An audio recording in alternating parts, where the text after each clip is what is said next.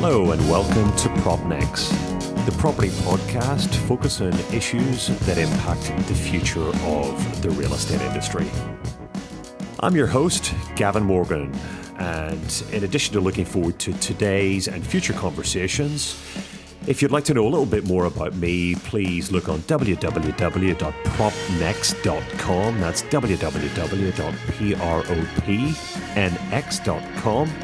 Or if you'd like to chat privately, drop me a line on gavinrmorgan@propnext.com. That's GAVINRMORGAN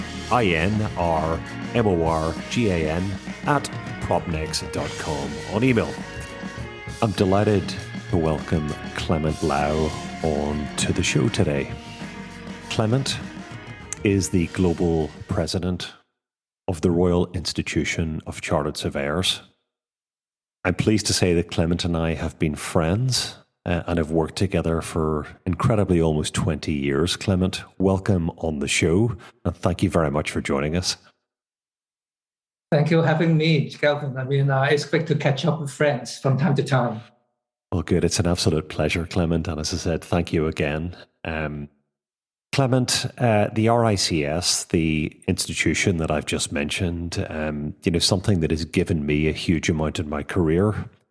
And as I've got older and later in my career, and particularly having worked in a number of different locations around the world, it's never been far from my mind. And I would say almost increasingly in my mind, the value that the study and training and work that I put into getting the qualification, becoming a chartered surveyor, has done for me over the course of my career.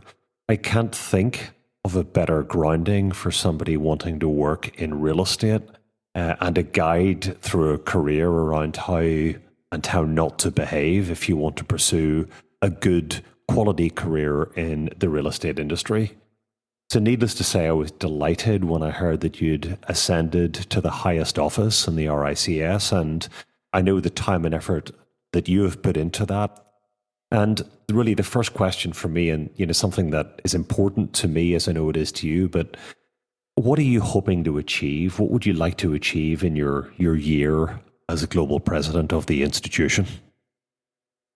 Thank you, Gavin.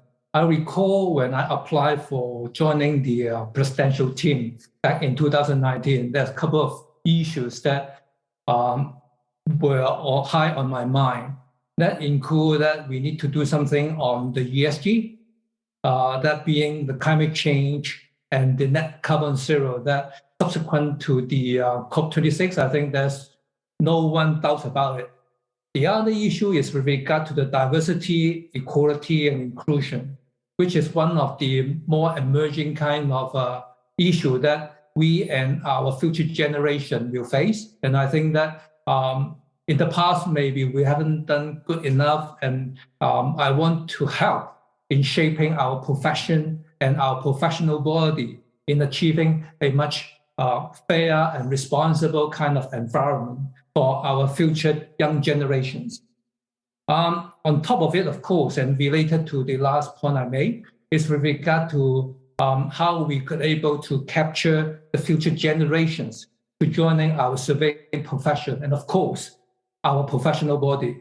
And although there have been good work being done and working on it by various stakeholders and surveyors, I think we may have neglected some sort of the needs and the requirements from our younger generation that I hope I could able to help in putting all this kind of vision into our training programs and the college courses so that the future generation are well prepared in helping us to addressing the global context in related to the built environment industry.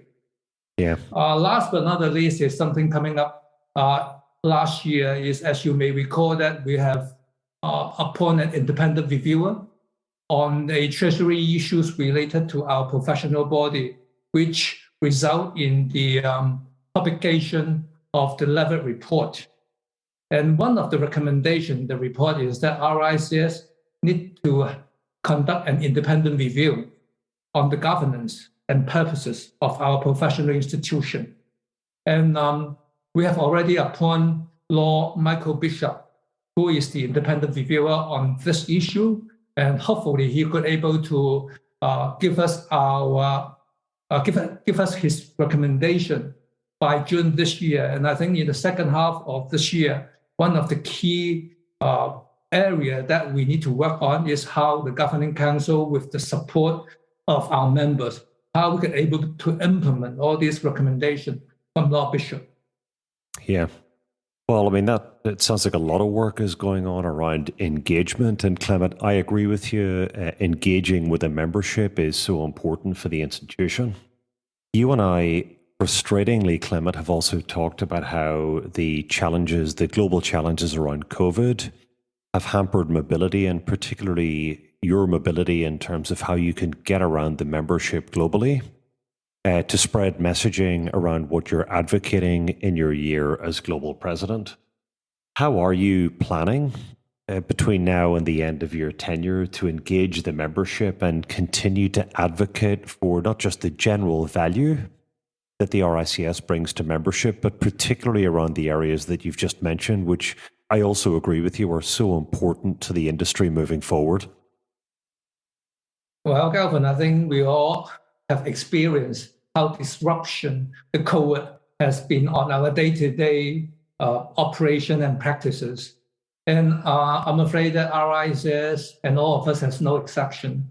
And in particular, in order to remain solvent, we have made some hard decision back in 2020 in letting go some 140 staff. And because of the social distancing measure, I think instead of relying on some of the physical networks and meeting opportunity, we moved to the online platform. That includes some sort of digital RICS inside communities and online forums and CPD, which are great. However, I think based on the feedback that we got from our members through the consultation on the future of the profession, we understand that on top of the digital platform, we need to provide some sort of physical engagement opportunities for our members. So I think the more important thing is that how we strike a balance between the online platform and physical events.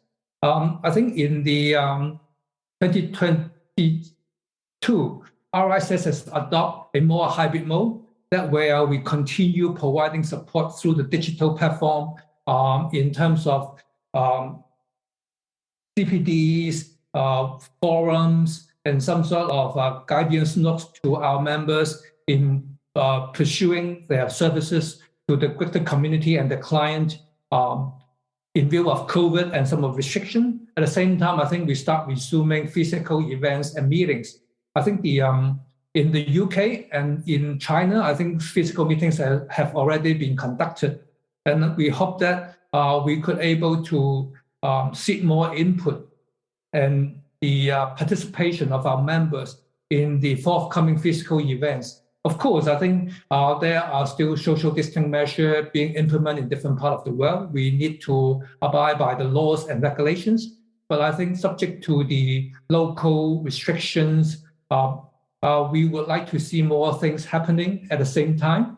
I think the Governing Council has decided that we should put back some more resources to support the local and regional board after we let go some 140 colleagues in 2020. So I think we have been recruiting colleagues to provide support to the various regions and local board, and hopefully that could able to revive the members' engagement activities and have more inputs from our fellow members, how we could able to drive RICS forward. Yeah, thank you, Clement. And Clement, it's obviously quite a lot more resource and effort and thought going into deeper engagement with membership. A question that I think certainly relates to a lot of what you've done for the RICS, which is the institution's global engagement.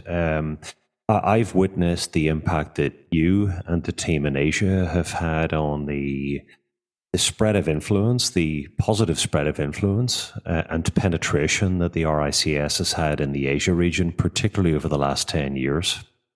Is it still a goal for the RICS to continue to globalize and continue to develop its influence in other regions of the world, or has that changed?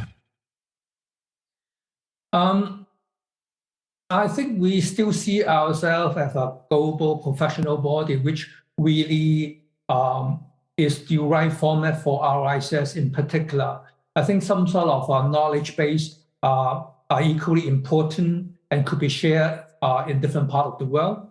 However, I think the model would need to tailor-make to make it fit for our membership base, as well as where we can able to further develop our engagement or our thought leadership in the various parts of the world.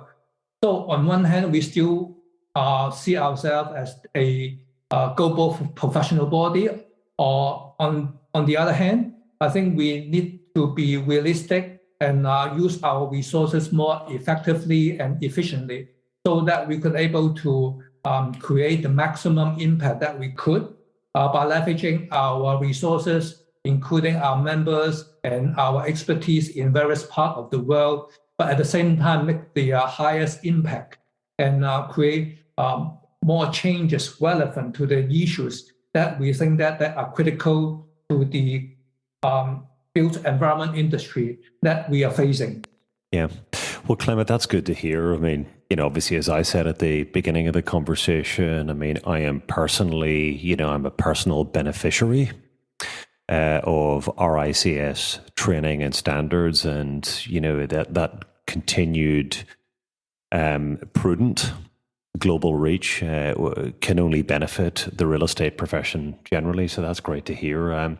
Just pivoting a little bit to issues facing the industry at the moment. I mean, it's a much faster moving industry, is real estate these days, particularly because of how technology is starting to be deployed into the industry. It's driving faster decision making in a faster moving world. Are there any key issues that you need to feel, particularly around areas such as valuation practice, that you feel need to change to better enable the real estate industry moving forward? It doesn't have to be valuations, but obviously that's at the core of, standards and ethics. What do you think could change or needs to change to better enable the industry in a faster moving, tech-enabled real estate world? Well, thank you, Gavin. It's interesting that technology means different things to different people, right? So from my perspective, I see technology, which is a good tool for chartered surveyors to increase our efficiency and productivity.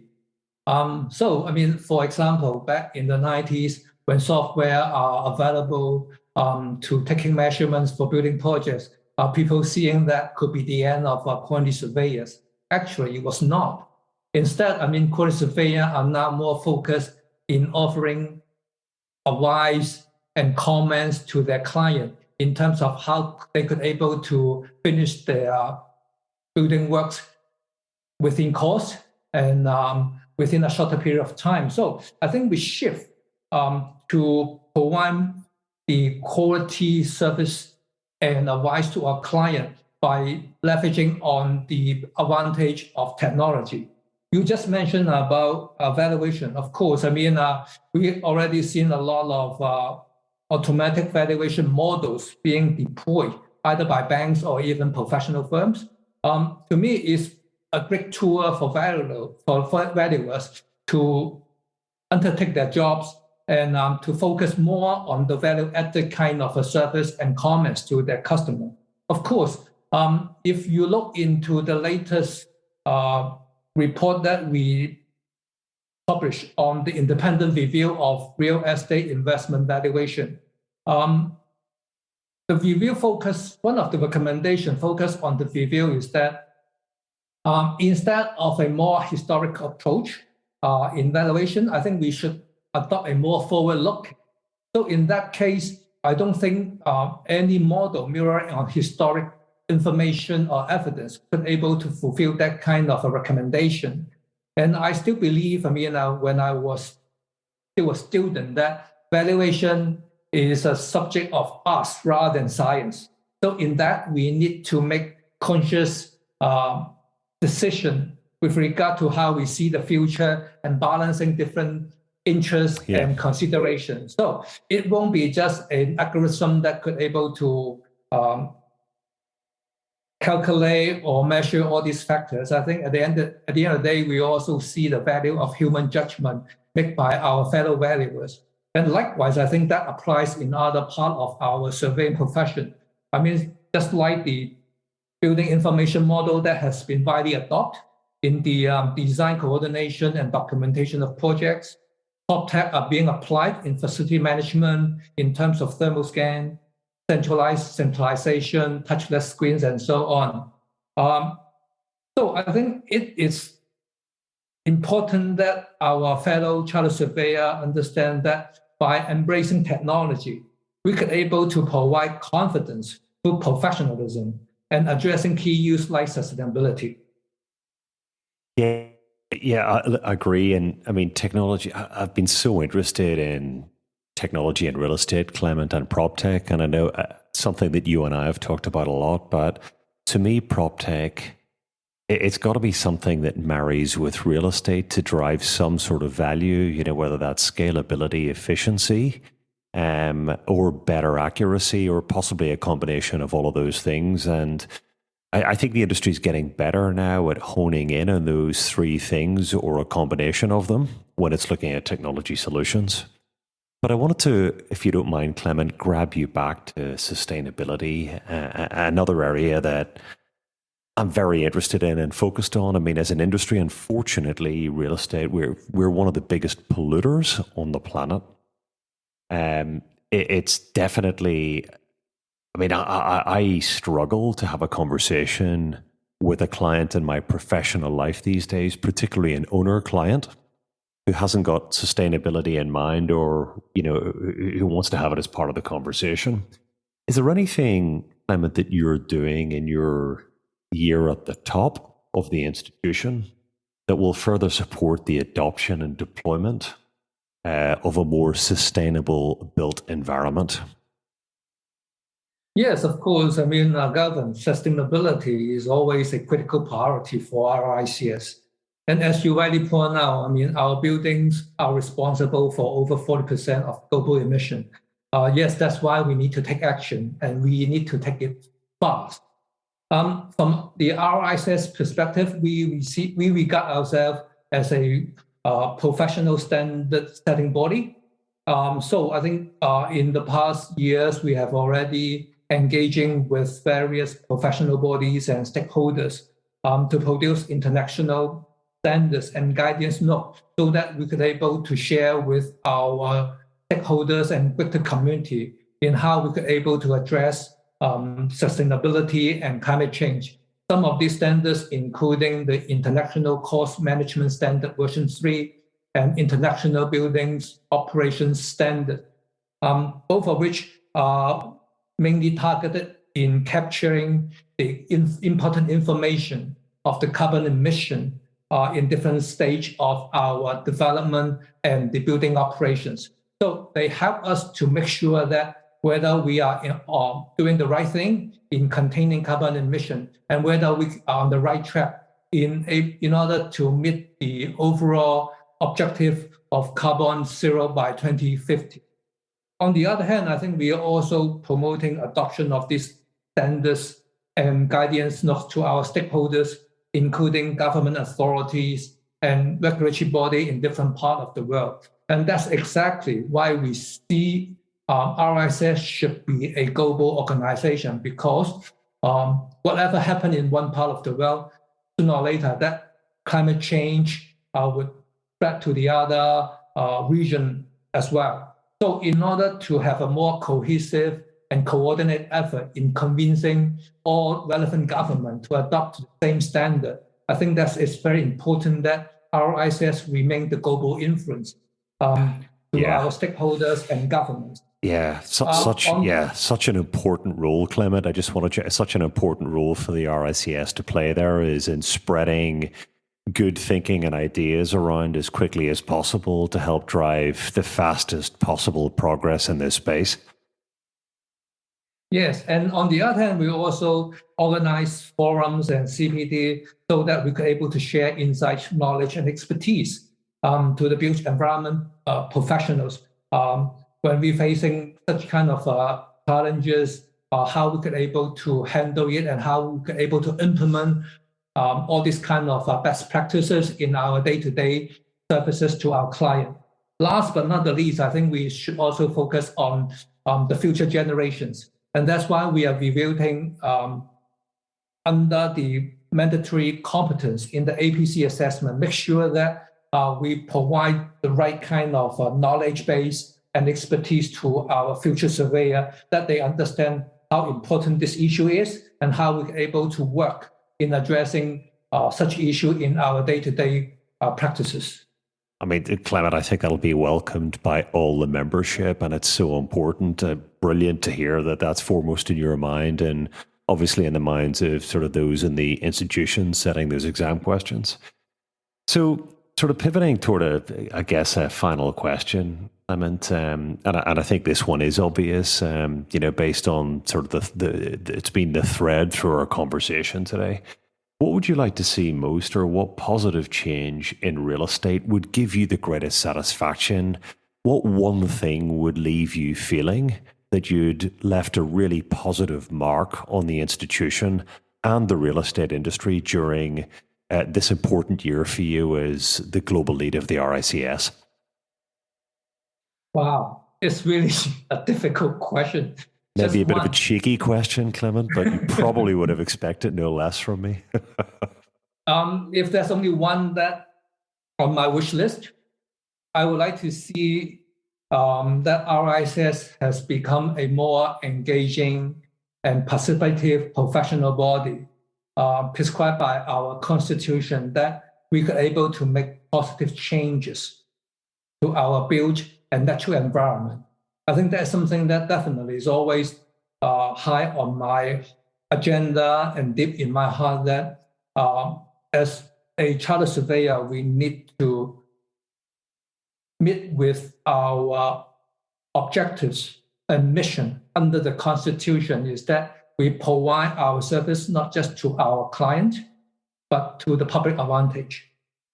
Yeah. So this differentiates us from trade organization, and that's why we have our royal chartership at the end of the day. So this is something that I really see RICS become a more active and more engaging professional body to help fighting and mitigating the climate change issue that we are all facing right now. Yeah. I mean, Clement, I think, and as a fellow senior member of the institution, I think the wider membership will be delighted to hear of your goals for greater engagement and responding to that engagement. The focus on sustainability and diversity and inclusion and technology, and possibly most importantly, the institution's ability to spread good quality learnings and information to advance the industry's cause in all of those respects. So important. Certainly hugely welcomed from me, and I'm sure from the wider membership. Clement Lau, Global President of the RICS, thank you very much for joining us on the show today. It's been fantastic having this conversation with you. Thank you, Gavin, for having me. So that's a wrap, and it just leaves it for me to thank you very much for tuning in and listening to our conversation. And as I mentioned at the beginning, if you'd like any information or you want to have a chat, drop me a line on Gavin R. Morgan at propnext.com, GAVINRMORGAN at propnext.com. Or there's more information, as I said earlier, too, on www.propnext.com. That's www.propnext.com. I look forward to speaking with you in future podcasts, and thank you again.